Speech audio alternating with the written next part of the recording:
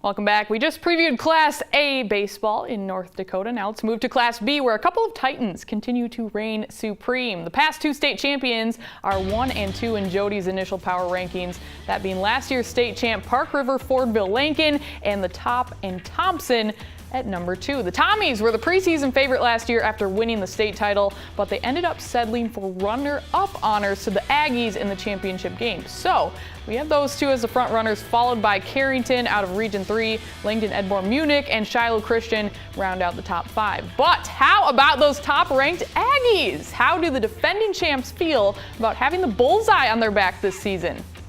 We keep referencing that, as a goal. We did it last year, and we feel like we can do it again this year. And it gives us more confidence going into this season, knowing that we can do that and we have the team to get back there again. We feel like we have the tools back again to be able to make a run at another one.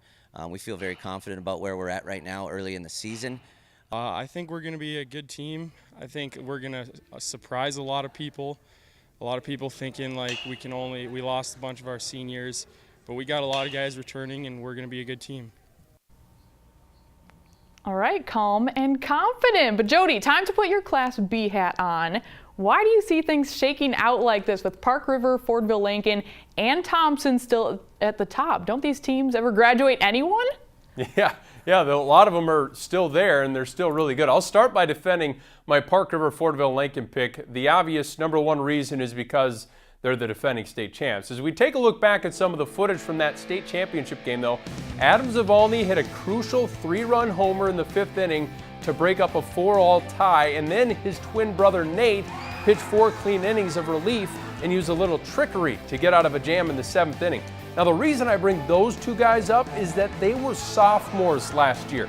They're going to be leading the way this year as juniors. Adam hit .473 last year, 14 homers, 35 RBI. Meanwhile, Nate hit over 400, 20-plus RBI. And he was a perfect 5-0 with an ERA of 0. These guys are absolute studs. Tom Magnuson is another player that can get it done. This team lost a good player, an NDSU football player, Jackson Henke.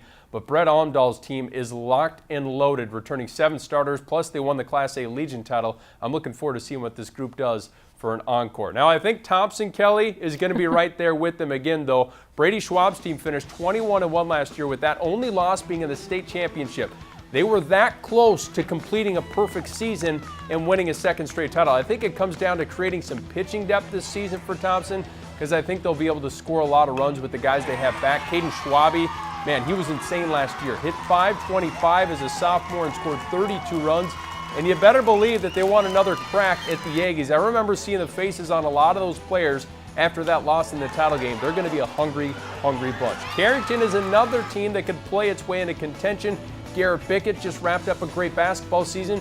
He's pretty good on the diamond along with Jaden Shipman. I think Langdon Edmore Munich is going to be an exciting team. They finished 13-6 last year, but 4 of those losses were the 2 teams playing for the state championship. Jacob Delvo, recognize him from football. He hit .500 last year, went 5-2 as a starting pitcher. I also think Shiloh Christian will be pretty good. The Skyhawks just have a great run of athletes going right now. Kindred Richland isn't on the list after graduating a lot of their talent, but I expect them to be in contention as the season wears on.